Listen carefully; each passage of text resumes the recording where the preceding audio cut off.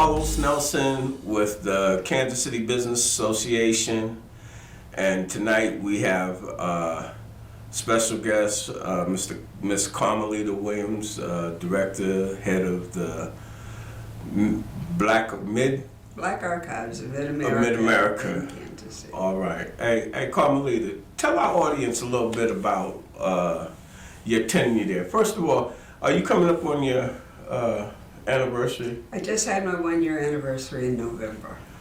All right. Talk about the things that you've done in the 12 months that you've been at the archives. It's been an amazing journey. When I got there, as I was told, the archives was in chaos. And many people, when I'm talking about hundreds of people, have told me that they thought it was abandoned or closed down. So I had 2 big pushes, and one was to straighten the place up so that it's usable and accessible, and that people from anywhere can access the documents that we have and the artifacts. And the other was to make sure that that it gets to an operational status. That we have a telephone system, that the doors are open when they're supposed to be open. And we're working stridently to make sure that all of the documents that we have been scanned and included in our database so that people can access them. And it's a beautiful facility. We talked off camera a little bit, and I talked to you about I saw all of them in motion over there over the last 12 months as it relates to, because I surf the internet for the most part because we are a media company and I do quite a bit of posting. And so I see what most people, if you're doing something, Cascade Media, we see it. And talk about some of the initiatives, because the pictures, it seemed like at least once a month there was something being held over at the archives. I know sometimes 2-3 times a month things what happened. Sometimes the month of May, for example, I realized on Memorial Day, that had been my only day off that month. So we have facilities rentals, and it's more than just a motto to us. We want people in this area to know that we are the community's partner. And so we want people to come in. We've had many people, it's been their first time into the building. And I believe, and it's proving out, that if I can get them in the building once, they'll come back. Well, I'm talking about your campaign on these pictures. That's the latest thing that I know, trying to get the community involved. I want to talk about that, and then I want to talk about, because the Black Archives of Mid-America, KC, is a nonprofit. There's nothing like the archives from my perspective around. How do you see getting the support to run the archives? On the way over, you had went to the office on 18th Street, and we was talking, and you said something about staff. And to run a real efficient operation, you really need support of the corporate community. Absolutely, absolutely. The pictures that you're referring to, we literally have thousands of pictures in the collection, which is upstairs, that we don't know who the people are. There are no names on them. So we have been having a series of picture parties. So the first one was Black firefighters. So we took out as many pictures as we could find of Black folks in firefighters uniform, and then we invited the Black firefighters in, had lunch, and had them identify who the people were. We've done the same thing with Black policemen, and on January 23rd will be the third one on Black business people. That's going to be interesting from my point of view, especially that we're on the Kansas City Business Association show right now. Oh, okay. So I know that I'm going to make a note that we definitely need to cover that. Yes. Oh, for sure. For sure. The 23rd at 11 o'clock at the Black Archives. So we want to do that. After we had the Black police officers picture party, a few days later, a man came in who had been at that party and handed me a stack of photos and told me that the people in all of those pictures had been identified. And then he said, I told my wife that I didn't want to remain anonymous like most of those people in those pictures. And that's what the archives is. Every one of those pictures was donated to the archives because somebody thought it was significant to the building of Black culture, history, business, etc. in Kansas City, to building Black Kansas City. And so we want those people to have their due. And so we're reaching out to them, we're reaching out to the community and say, tell us who these people are so that people can access them. We have had researchers from as far away as Scotland and China and Africa and all across the United States come to the archives or access our files because we hold that key to Black America. And you're right, it's a nonprofit. It's not a Fortune 500. It's not a corporation. And we depend on donations and support of the community, all parts of the community, people, individuals, companies, corporations, foundations, the city, everyone to help us to keep this going. And it's not just for, the 5 of us who work there. That is the culture and the history of African American culture in Kansas City. I understand because Horace Peterson was a personal friend of mine, and I donated quite a bit of material to the Black Archives because I used to own the corner of 27th and Prospect, and I had Goodfellas Pizzeria there. And there was a drugstore there before I got the place, but all of SAC 20's material was in there. Wow. And I donated all of that, the pictures, Okay. and a whole lot of other things, artists that I had collected. I was in construction then, and I was able to get a contract when Horace moved down on 18th and Vine into the old fire station. 23rd. Right. So I have a history with the archives, and I think that as we're moving forward, we're in 220. Preserving Kansas City history is a must because from the business to the political to the things that you have. No, absolutely. And what you did was the exact right thing to do. Donate those things through the Black Archives.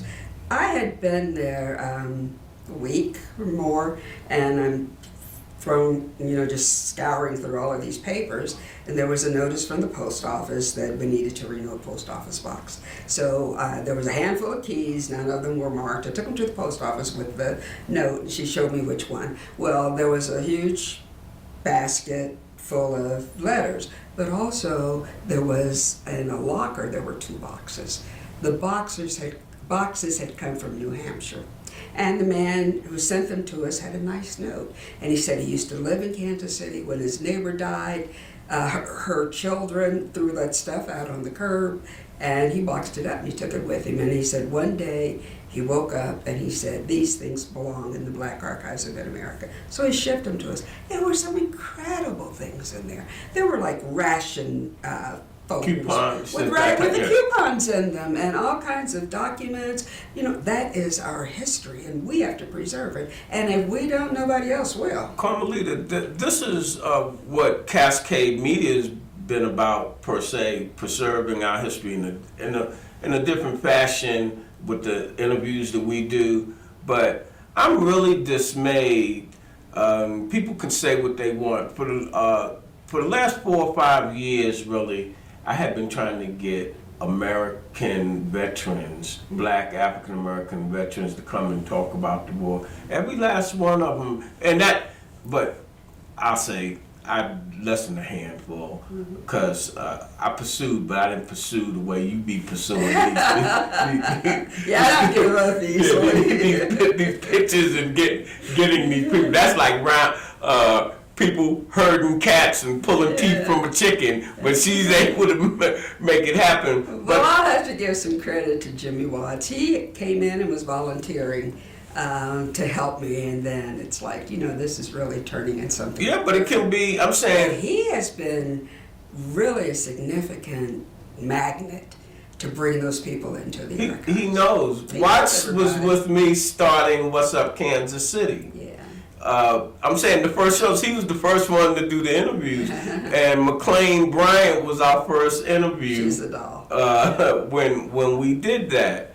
But what would you say to the average Kansas Citian that might have some memorabilia or some things that they can donate to the archives? To bring it in from Texas, and her daughter dropped in at the archives and had a question, so they called me down to meet with them. I took them on a tour, and her father's from Kansas City, Kansas, and her mother from Kansas City, Missouri, but she was born in Texas, but she felt like her roots were here. And she's got that, she's got that feeling, and she also has some documents, and I think I have convinced her that they belong in the archives. They belong in the archives.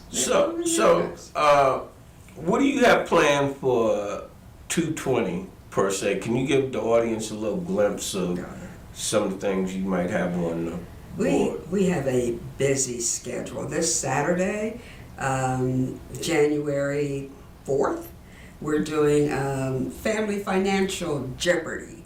One of the things that happened during our Women's Empowerment Month in October, we had 15 speakers come in and do workshops.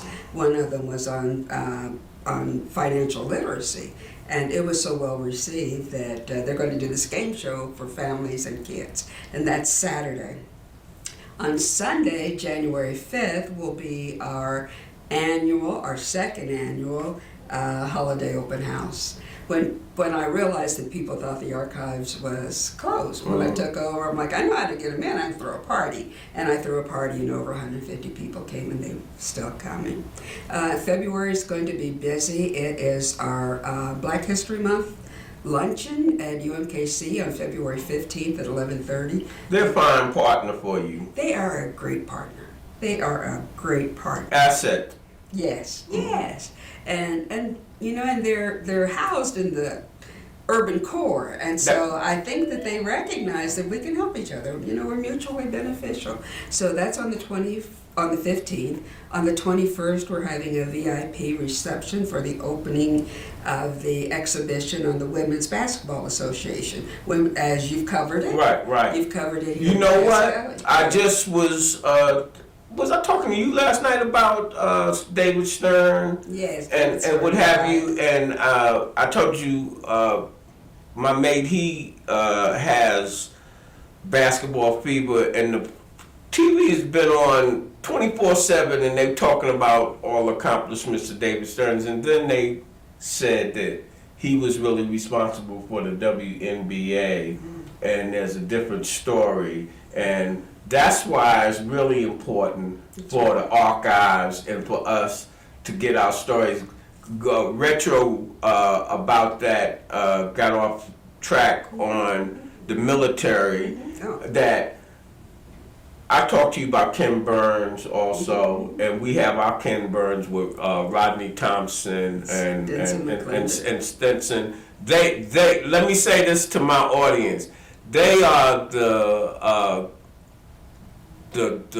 people that I look up to as it relates to filming, and I think that they've been very underappreciated in the last 20 years because they're master film. They are master filmmakers. They have made 2 videos for us. That's what I wanted to talk to them about what Rodney and them are doing. At our luncheon on February 15th, we have made a video, The Living Legacy, Horace Peterson in the Making of the Black Archives, and we will be showing there. They also did intro promo video for us, but we've also gotten a couple of small grants to do oral histories, and the second one was Voices of the 20th Century. And in this grant proposal, we offered to interview 18 people, and we actually had it in our minds to do people who are over 80. so that we could capture their stories. And we know that death doesn't come in chronological order, but we also know that time is a factor, and we can't deny that. But we wanted to do that. Everyone that we asked agreed. I had one woman who called me up and said, I saw you had this grant, because part of getting the grant is that you're to publishing. And I said, and she said, and I said to myself, they must be looking for me. Mm-hmm. And I'm like, why would we be looking for you? And she had integrated the University of Kansas City. And she came, but what was surprising about it, we had those 18 people, but we also had other people who showed up dressed up in their suits because they knew they had stories that we needed to capture. Right. So we know we need to get some more money so that we can do more stories. And it's beautiful. We're going to post them on our website, and there will be little snippets of the interview so people can click on that if they want to hear the whole thing. But that's why I give you a whole lot of credit. I have been pitching that to the archives for at least 10 years that they needed to have their own show.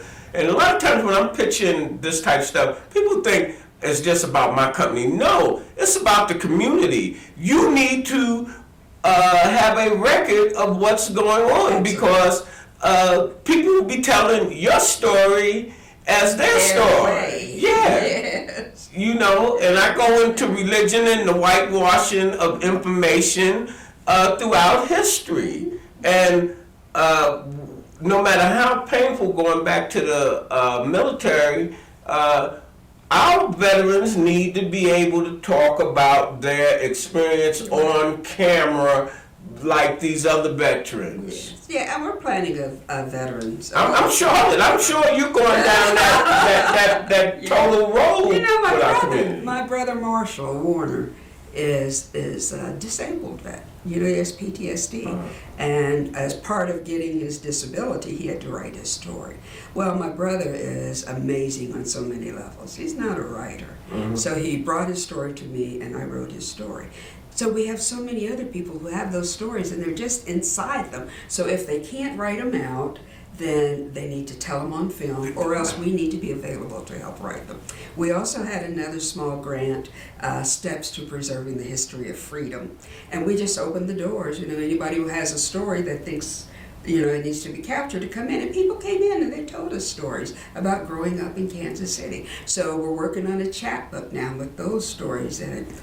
When in my prior life, before I taught English and African American studies. Every semester, someone would say, "How come we didn't learn this in high school?" That's when I basically met you. You appeared on the Dr. Marge show, Dr. Marjorie, and you were doing one of the famous writers or poets. Zora Neale Hurston. And somebody else, you were championing somebody else. I had my own book too. Oh, I did all right. my own book, a children's book. And Langston Hughes. That's what it was, Langston Hughes. That's right. And that was the first time I met you, and you was your title was educator at that time. I'm saying I'm still an educator. Yeah. Well, we all I consider myself an educator in certain ways, but in wrapping up, Carmaletta, what would you have to say to our audience? Friend us on Facebook. We constantly post all of the events, and we have so many of them coming up. Have you got a YouTube page up yet?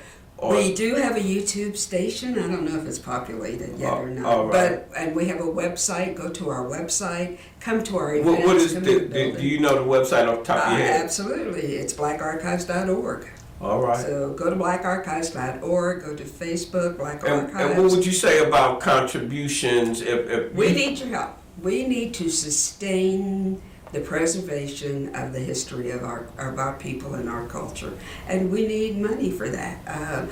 We need your support, we need your pats on the back, but we also need money. And I'm going to add this. For you adults that have kids, encourage your kids to go visit the archives to learn their history of Kansas City and some of the people that they're standing on their shoulders. That if you're an adult and you're 50 or under, you're part of Kansas City history. Right. And we also need your volunteering. We have several regular volunteers. We have many people that come in and do a day or so, but we do have several regular ones, including Tony Sanders, the retired police officer, who just thrills me that he was the security guard for Emmanuel Cleaver when he was the mayor. But he comes in and he works in the archives every day, that saves us. You want to shout out to some of the people that you feel have helped the archives, since you mentioned Tony. Tony, Jimmy Watts, we have Gail, who comes almost every day. What's her last name, sir? I forgot Gail's last name. Israel Gully, who is the son of a colleague of mine from the college, and he comes, and Bethany, who is also a college student who comes to volunteer. We had a woman who drove down from St. Joe every Friday. She hasn't been there for a while, and I'm worried about her, but so I should call her. But people come in and they give their time, and it's for the love of preserving the history and the culture of our people. And our people need to volunteer more. Most of those regular volunteers, our archivist is Deborah Barker, and she showed up in my office door one day and said, "Hi, I'm your archivist." And I said, "Great, I have no money." And she said, "That's okay, I'll volunteer." So she came on as a volunteer. Later we got a small grant from W.T. Kimber Foundation to pay her part-time. But we need money to pay the archivist, but we also need help. We have thousands and thousands of documents that are just in cardboard boxes, and they will be deteriorated. We need to scan them, we need to catalog them, and we need to put them in acid-free boxes. And that takes time, and it takes money. And it takes people. Yeah, I'm saying. It takes people to get it done. So we want your support, we need your support, and I know that the culture and the history of blacks in Kansas City, in the Midwest, in Mid-America, in this country, across the world. We even have artifacts from Africa, and I want people to, it's African American, to honor those things, but bring them in, help us grow our collection, and also come in and help us to do the work. As we always say in closing, when you invest in your community, you're really just investing in yourself. Good night. This program was brought to you by Ogletree Dinkins, employers and lawyers working together.